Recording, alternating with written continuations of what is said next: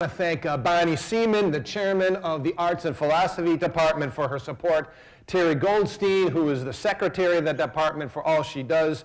I want to thank for the tech guys, the media service guys, and for the guys who set this up today. Thank you for all your help today. I can't pull this off without you. Thank you for being here and making it easy for me. I thank you too, all of you, for attending today. And I thank Dr. Charles Fink for giving this as extra credit, or for any other professor who's given this as extra credit for you today. I thank you for joining in this discussion and hearing me speak on this philosophical topic today. All right, well, the lecture is called Against Equality. And it's a lecture in philosophy. So what is philosophy? Philosophy is a definition, a good one that I got off of one of the, the free dictionaries up there, Merriam-Webster, I think it may have been. Philosophy is the study of the nature, causes, or principles of reality, knowledge, or values based on logical reasoning. Now, equality is a value that many people hold. So equality is properly the subject of philosophy. Philosophy examines, studies values based on logical reasoning. Further, this is a philosophy lecture, and philosophy is notorious for questioning everything. Philosophy questions everything. And if philosophy questions everything, then philosophy will question equality too. This is also a lecture, an exercise in critical thinking. Many of you are taking a course this semester in critical thinking here at Miami-Dade College. Philosophy 2604 is entitled Critical Thinking and Ethics. Critical thinking is taken very seriously at Miami-Dade College. It's one of the 10 learning outcomes of the college. It's number 3. You're supposed to learn how to solve problems using critical and creative thinking and scientific reasoning. So what is critical thinking? Critical thinking is a disciplined thinking that is clear, rational, open-minded, and informed by the evidence. So to be critical thinkers, we must be rational, not emotional. Our thinking must be informed by the evidence, not just by our feelings or wishes. And we must be open-minded. We must hear and we must listen to both sides of the issue. Now, the problem is that all our lives, we've really only been exposed to one side of the debate. It's been equality, equality, equality. It's one of the ruling dogmas, one of the ruling ideas of our age.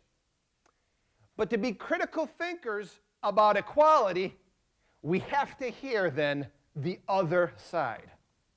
So today, my educational goal, my pedagogical goal, is to present the other side so we can be critical thinkers, as we ought to be. So I will be addressing 3 questions. Is everyone equal? Should everyone be treated equally? And is equality always good? Those will be the 3 that I will be focusing on today. So first, let's get clear on just what is meant by equality. Equality, having the same quantity, degree, value, of the same rank, ability, merit, having the same privileges, status, or rights. So the question will be, look, is everyone equal in these ways? should everyone be treated equally, given this definition of equality? And is equality, as defined, is equality always good? Well, let's take the first question. Is everyone equal? Well, the question is going to be, all right, if you suppose that everyone's equal, the question is going to be, all right, in virtue of what is everyone equal? Are we equal when it comes to human DNA and species membership as defined by human DNA? Well, it doesn't seem we are equal in that way. Some beings have human DNA, but we don't treat them equally. The sperm and the egg, that has human DNA. The embryo, fertilized embryo, that has human DNA. The fetus has human DNA. Many of you probably, however, agree with that abortion should be legal. You're not treating the fetuses with full human DNA as equal with a newborn baby. Your body cell, every body cell has human DNA, full human DNA. Your red blood cells, full human DNA. A human tumor, a cancer that's killing you, full human DNA. A brainstem human, someone who's a human vegetable in a permanent, irreversible coma, full human DNA. And another thing to consider is human chimeras. Scientists now are mixing human DNA with animal DNA for various therapies. They'll mix human DNA with a pig embryo, a sheep embryo, but you're not going to treat all those things with equality, are you? They all have human DNA, but you don't treat them equally. Secondly, some people are missing human DNA. There's something called Turner syndrome. Normal human females have 2 X chromosomes, 2 of the 46 that make the human genome. Turner syndrome females are missing one of the X chromosomes. They only have 45 human chromosomes. They're missing some human DNA. You still treat them equal even though they don't have full human DNA. Other people lack material at chromosomes 7, 9, and 11. So some people are not equal in the human DNA that they possess. Further, no 2 people alive, except for identical twins, or identical triplets, or identical quadruplets, none of us have the same human DNA. We're not equal in the human DNA we're carrying. We're all different in various degrees, in various points in our genes and our chromosomes. Further, some people have more, specifically Homo sapien DNA than others. Early Homo sapiens interbred with Neanderthal DNA. Science has discovered this. Early humans bred with Neanderthals. So Europeans have Neanderthal DNA. Africans have either none or very little Neanderthal DNA. So some of us are not equal even when it comes to human DNA. So if you say we're all human, we all have human DNA, and we should be treated equally, it doesn't seem like it's going to work. Some of us don't have equal human DNA. Some of us have more than others. Some things have DNA that you will not give equal rights to. You will not treat equally fetuses, human vegetables, and so forth. Well, what about the next one? Capacity to suffer. Are we equal in this way? Well, not really. Some people don't feel pain. There are nerve disorders. There's a family in Italy, just came out in the news last year. This family has a nerve disorder. They don't feel pain. Some people are comatose. They don't feel pain. Early fetuses don't feel pain. I imagine severe mental disability, severe, brain disability or brain dysfunction will incapacitate some of those individuals from feeling pain. Secondly, we are unequal in sensitivity to pain. People vary in their thresholds of pain. Some people have a high threshold, some people have a low threshold. Some people feel pain more than others. So we're not equal in susceptibility to pain. And thirdly, non-humans also feel pain, have the capacity to feel pain. Animals can feel pain. Insects also can feel pain. On the pain criterion, animals and insects are equal to humans.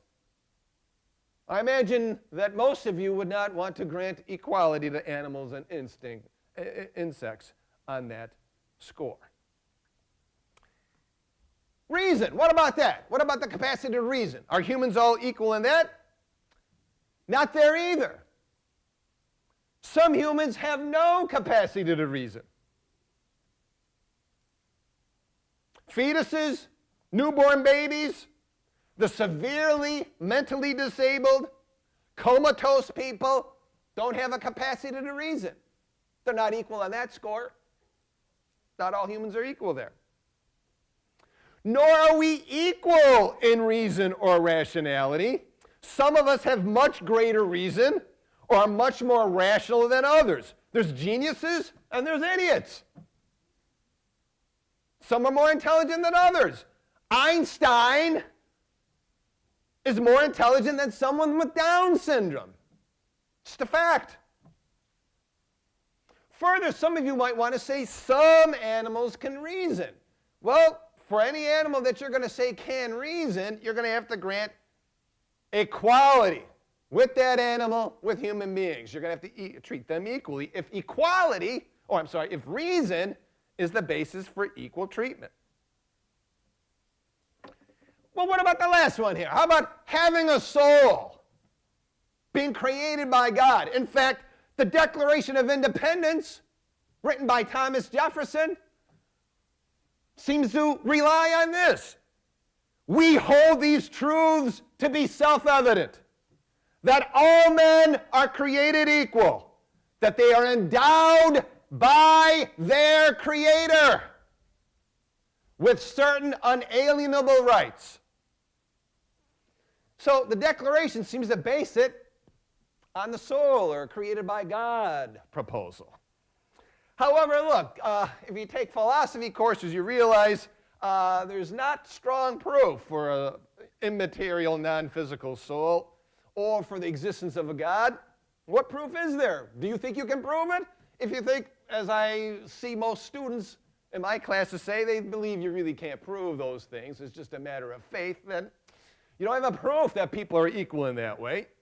And further, religions differ. Some religions say only some people have souls and others do not.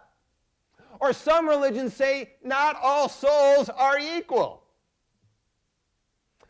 And even the religions that are most popular to us, most known to us, they do not say human beings are equal just because they have souls or just because they're created by God. If you look at the Bible, to women, believers are superior to unbelievers. Gays are condemned in both those books. There's no equality in the Bible. There's no equality in the Quran. Nor in the Eastern religions. There's a distinction between the enlightened or the unenlightened. In Hinduism, they have strict social castes, classes of people, from the untouchables to the Brahmins. In Buddhism, there's a distinction between the monks and the laity. There's a distinction between men and women. In none of these religions can you find pure acceptance of human equality. So on none of these measures, and none of these in virtue of what categories, on none of those are human beings actually equal. Further, people are unequal. It's a matter of simple observation, is it not? Both physically and mentally. Some people are stronger than others. Men have far greater upper bodily strength than women, on average. Some people are taller than others. Some people are athletic, some are unathletic. Some people are beautiful, some people are hideous. Some people are healthy, blessed with, long life of health. Others are sickly all their life long. Some are abled, some are disabled. Mentally, some are intelligent, some are not as intelligent. We have grades at Miami-Dade College. There's A's, B's, C's, D's, and F's. People don't all get the same grade. There's geniuses and there's mediocrities. There's talented people and there's untalented people. There's creative and uncreative people. There's industrious people, hard workers, workaholics. Then there's lazy people. And then there's good people. And there's evil people. We're not equal physically or mentally. Seems to be a basic fact of the human species. So far from having a belief in equality, we might supposed to have a presumption of inequality. And if people are unequal, why then should they be treated equally? Now, some people want to say, well, people should be treated equally. We should have equality under the law. This is what is meant by equality. Equality under the law. Well, the problem with that idea is, first, we aren't all equal by law. Number one, there's different countries. There's different states in this country. Different counties and different cities all have different laws. So really, we're not all equal under equal laws. And even in our country, there is no equality under the law. For example, the races really are not equal under the law. We have affirmative action in this country. Blacks, Hispanics, Native Americans, these races get it. Other races do not. And there's preferential hiring and promotion and admission into schools on the basis of race. For example, Obama's daughters will get the benefit of affirmative action, but some poor white brothers living in a trailer park in Appalachia, in poverty, they won't get it.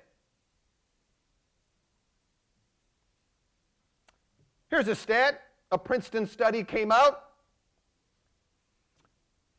showing that Asian Americans had to score in order to get into universities. Asian Americans have to score 140 points higher on their SATs than whites. 270 points higher than Hispanics. 450 points higher than blacks to have the same chance of admission to leading universities. The universities will accept you basis on, you will get, the bar is set at different levels in the SAT scores at major universities depending on your race. We are not treated equally under the law when it comes to race. The sexes are not equal under the law either. Women get affirmative action too. Men do not. Women are favored over men in child custody cases. It's well known. There are ladies' nights. And women are not subject to the draft. The sexes are not equal under the law. The ages are not equal under the law. There's age requirements in the law. Children and minors are not equal to adults under the law. There's age requirements when it comes to drinking, driving, voting, sex, gun ownership. There's Social Security age requirements. There's senior discounts. There's child discounts. For public office in this country, you have to be 35 to be president. 30 to be a senator or a governor of Florida, and 25 to be a congressman or congresswoman. The ages are not equal under the law. The abled and the disabled are not equal under the law. There's affirmative action for the disabled as well. Disabled students are given extra time on tests and other benefits in the educational process. The severely mentally disabled can't sign contracts, they can't sign consent forms, and they can't vote in some states. Rich and poor are not equal under the law. There's some government benefits only available to the poor. There's some rights and privileges only available to people who aren't poor, who have money. In Florida, you don't have to wear a motorcycle helmet as long as you can afford $10,000 worth of insurance, medical insurance.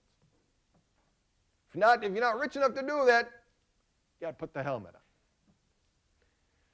And of course, the rich are better off in our expensive legal system than the poor. The religious and the non-religious are not treated equally under the law. There's religious exemptions in our law. The Amish, you may have heard of the Amish. They live as if it's 1830, the 19th century. The Amish, they don't have to pay certain taxes. There's various zoning law exemptions for religious organizations. 48 states allow religious exemptions from vaccination. You don't have to vaccinate your kid if your religion or if it goes against your religion.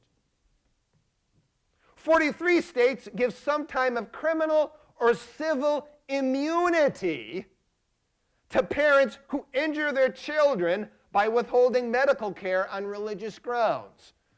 So if I won't give chemo to my kid because it goes against my religion, and the kid dies, I am immune from prosecution in those states. But if I don't get chemo for my kid based on non-religious grounds, some philosophy I have, I will go to jail. I'll be prosecuted.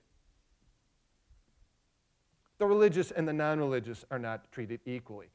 A Sikh boy, the Sikhs, the men wear a ceremonial dagger. Okay? Sikh boys are permitted to wear their ceremonial daggers to school. But if you're not a Sikh, try walking in with a knife into school.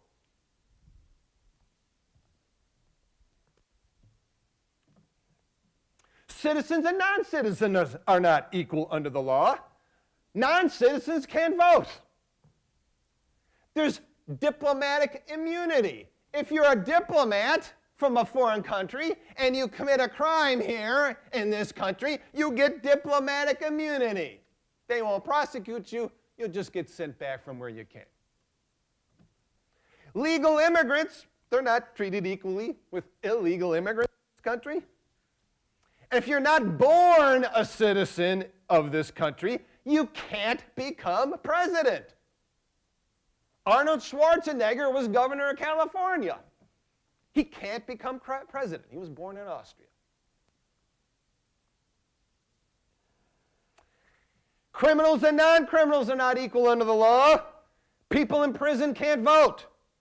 And in Florida, even felons who've done their time can't vote. Public officials and private citizens are not equal under the law. There's all kinds of rights and privileges that elected or appointed officials get that we private citizens don't. People of the states or the U.S. territories are not equal under the law. When it comes to voting or representation, if you live in a U.S. territory, you don't get representation in Congress or in the Senate.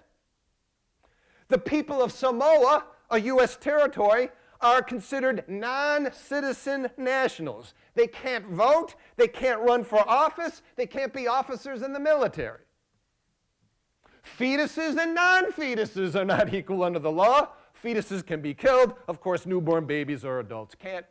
Native American Indians and non-Indians are not equal under the law. Reservations, Indian reservations, have their own legal systems. Residents can be restricted on reservations, restricted so that you, a non-Indian, can't live there. There's tribal membership restrictions. You can't just decide one day, well, I think I want to become a Miccosukee. You can't do that. There's tribal membership requirements based on ancestry. There's fishing, hunting, land, and water rights that Indians have that non-Indians don't.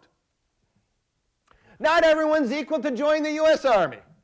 To join the U.S. Army, you need good physical and mental health, no tattoos on face or hands, a high school diploma, and a clean police record.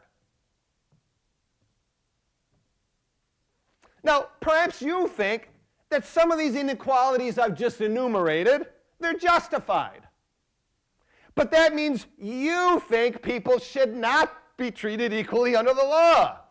That means you are against equality in the law. You think some of the distinctions and differences I have talked about make sense to you. Well, yeah, there should be those differences. Then you agree there shouldn't be equality under the law. Further, equality before the law is not always good. I can imagine systems of government and in which everybody's equal, they're equally poor. In which everybody's equal, they're equally oppressed.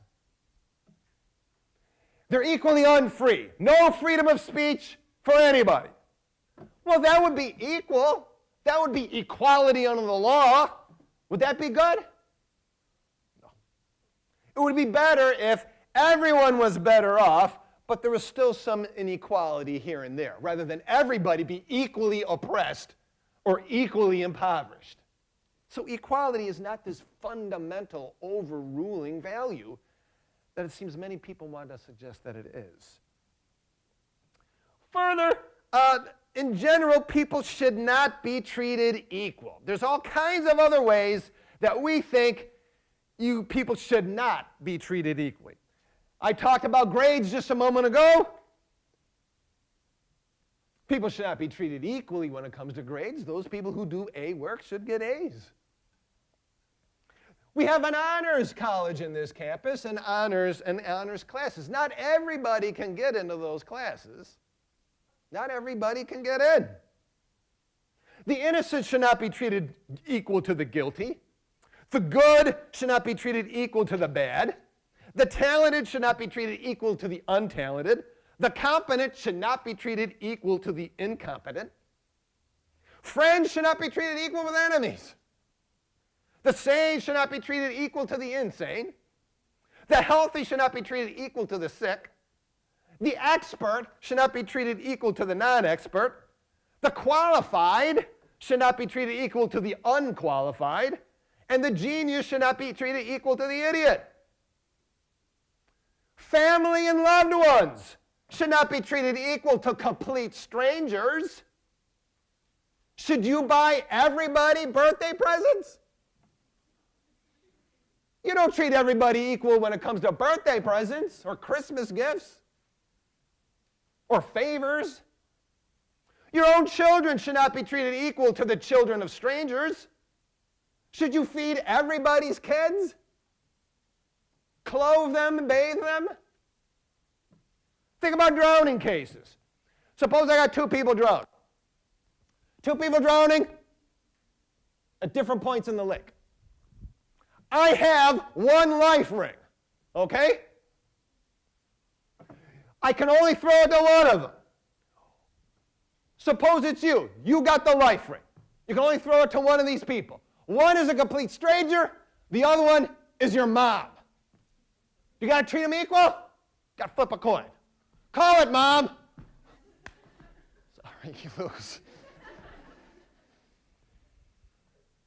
That would be treating people equally, but that would be wrong to do. Or imagine this. One is a stranger, the other is your child. Who are you going to throw the life ring to? Or one is your spouse. Or one is your sibling, your brother or sister. Or one is your lover. Or one is your best friend. Are you flipping a coin? Let's suppose I got a cancer cure doctor over here, and I got an alcoholic bum over here. If he drowns, the cancer cure doctor, the cancer cure is lost. Who should I throw the life ring to? You don't flip a coin. A ship is sinking at sea. The Titanic. The lifeboats are pulled out. You will hear the call. Women and children first. Men are treated equal. Romantic relationships. Do you have to treat everyone equally? You have to treat gay and straight people equally when it comes to romantic hookups?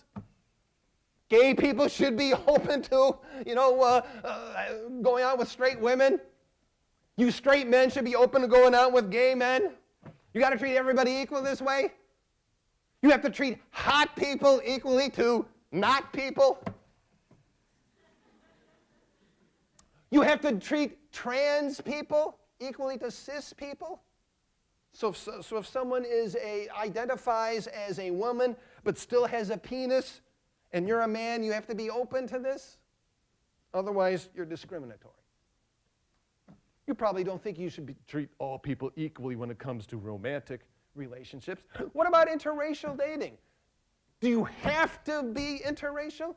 Do you have to be open to dating outside your race? What if you prefer to date in your own race? It's well known, African American women prefer to date in their own race. Are they racists for that preference?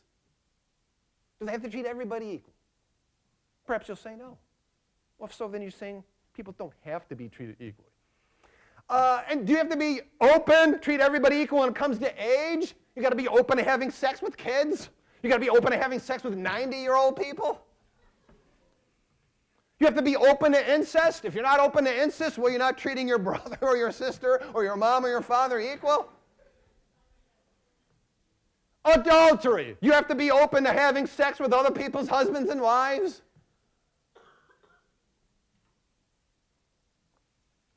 I'm walking down one side of the street. On this side of the street, I see there's a gang, Hell's Angels. I'm walking on the other side of the street, okay? Now, if I'm walking on one side of the street, and instead of a gang of Hell's Angels, there's a group of nuns. Well, I'm not crossing the street. Hello, sister. Hello, sister. How are you? Do I have to treat nuns and Hell's Angels equally?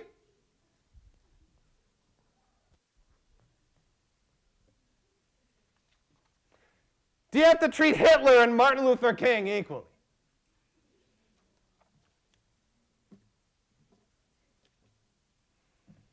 Organ donations.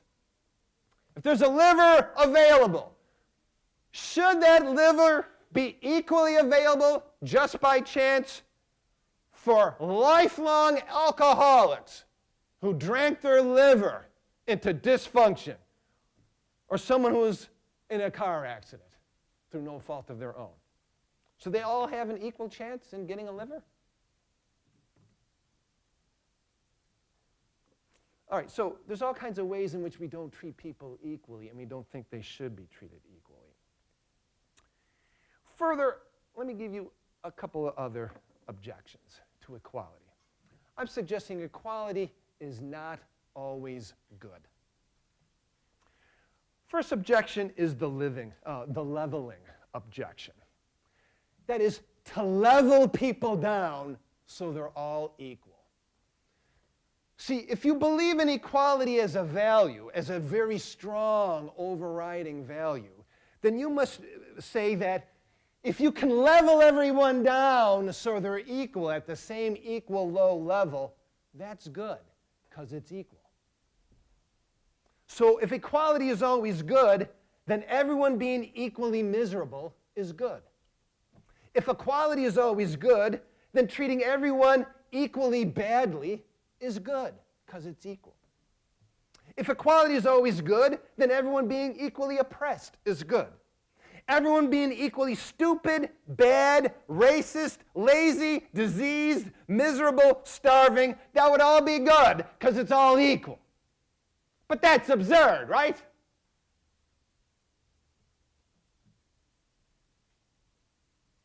Take income equality. inequality when it comes to income.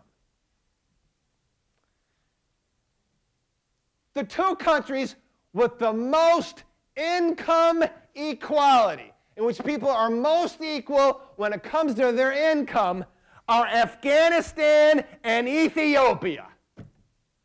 That's because they're all equally poor.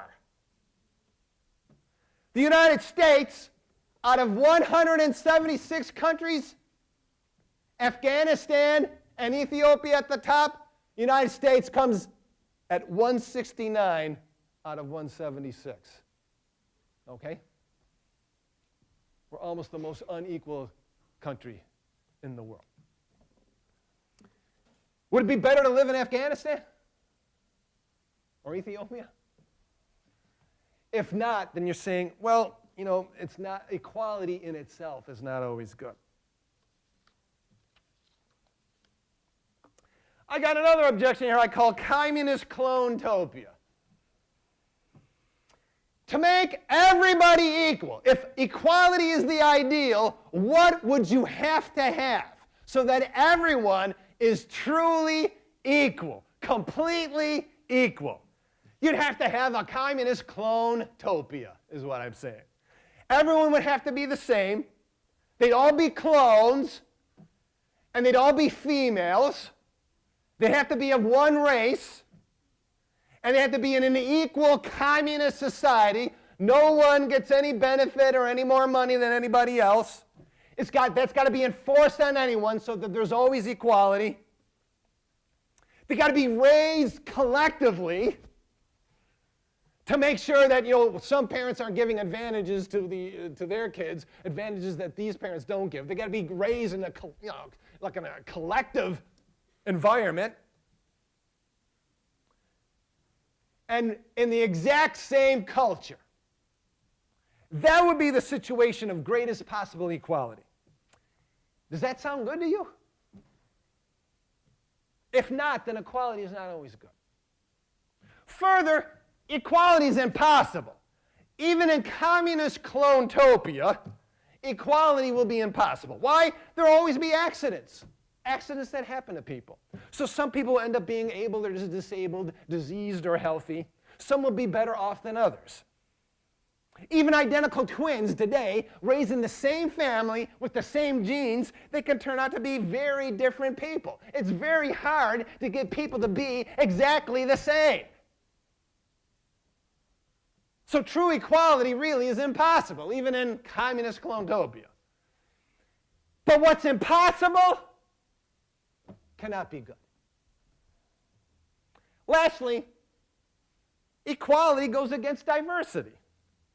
The very same people who sing the praises of equality also at the same time sing the praises of diversity. I hear it all the time. But diversity is in contradiction to equality. You can't have both. Diversity is difference. What is different is not the same. And what is not the same is not equal. Equality is sameness. What is the same is not different. And what is not different is not diverse. Equality or diversity? You can't have both. You must choose. So let me conclude. First, people don't seem to be equal. Experience seems to show this. Science seems to show this. Second, there seems to be nothing in virtue of which all people are equal. All the candidates failed. And third, equality is not always good. I began today with a definition of philosophy. And philosophy was begun by the ancient Greeks. Western civilization was begun by the ancient Greeks. And the ancient Greeks were devoted to excellence, not to equality. Plato said that the better are the superiors of the worse. Heraclitus, another philosopher, said that one man is worth 1,000 if he is best. And I say, one brave man is worth 1,000 cowards. One good man is worth 1,000 thieves. And one wise man is worth 1,000 fools. And whose side are you on? The 1,000 or the one? You must choose. Thank you.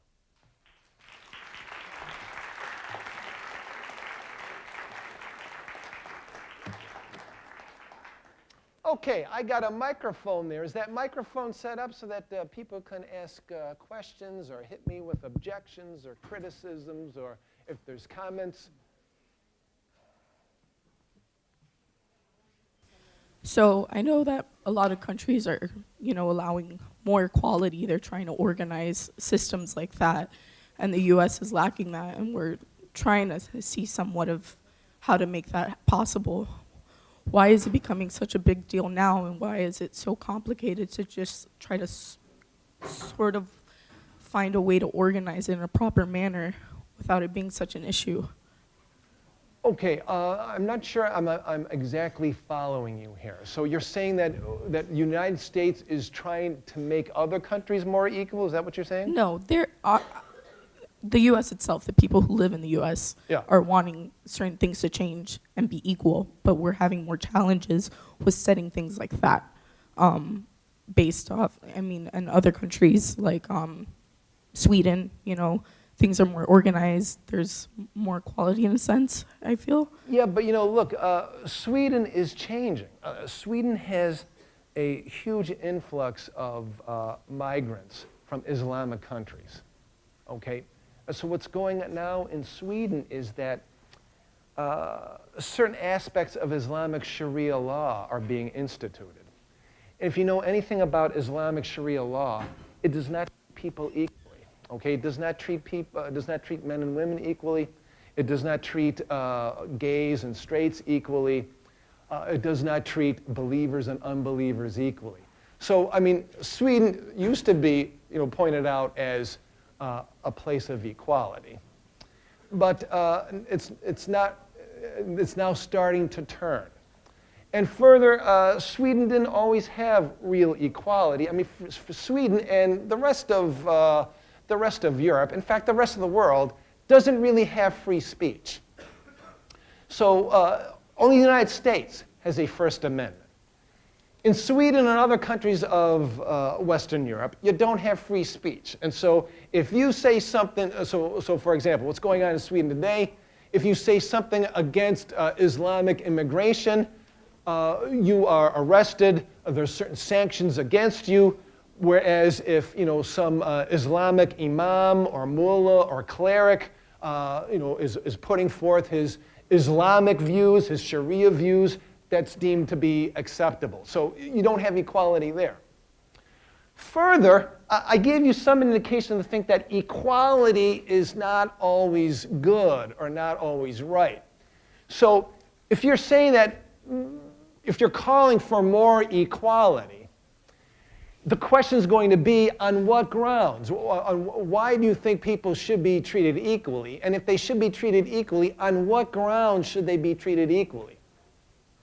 I don't agree completely with equality. I see the understanding on why it's not in the best favor, but I don't see the agreement in why it causes, a lot of dysfunction between others. I'm more like, what I'm looking for is for the race to have more knowledge and being acceptable to differences, more to say. I don't have to agree with you necessarily, but why is it so hard for us to progress in a sense of just having better understanding? Okay, you want to accept differences, but if that's the case, then you're saying we should accept differences, and differences mean that there's inequalities there. People are not the same. Okay, so for example, do you want to accept the difference that a Muslim man should be allowed to marry more than one wife? Do you accept that? No. Okay, you're not willing to accept our differences. Okay?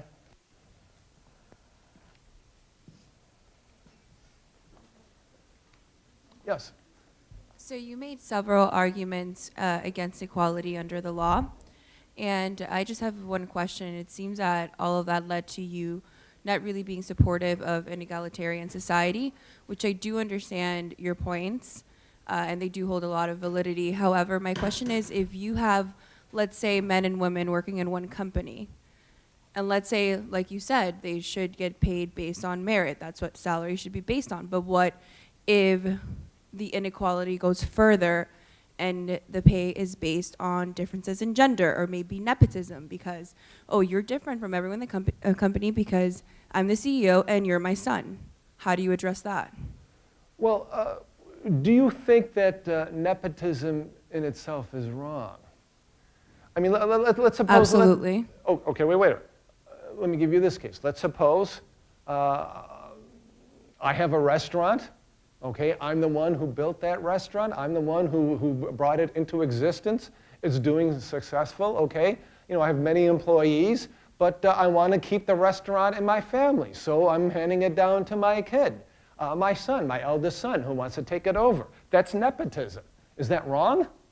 Not in that case, Okay. but there are different so cases what you're saying that it is what you're saying is nepotism isn't always wrong. And so that means it's not always the right thing to do, or it's not always the obligatory thing to do, to treat people completely equally. You see? Thank you. Yeah.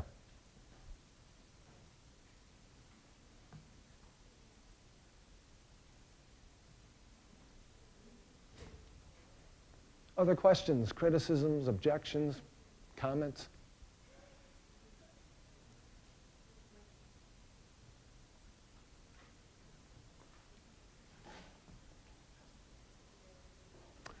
Okay, I thank you all for coming today. Thank you for your presence. Thank you for giving me an ear.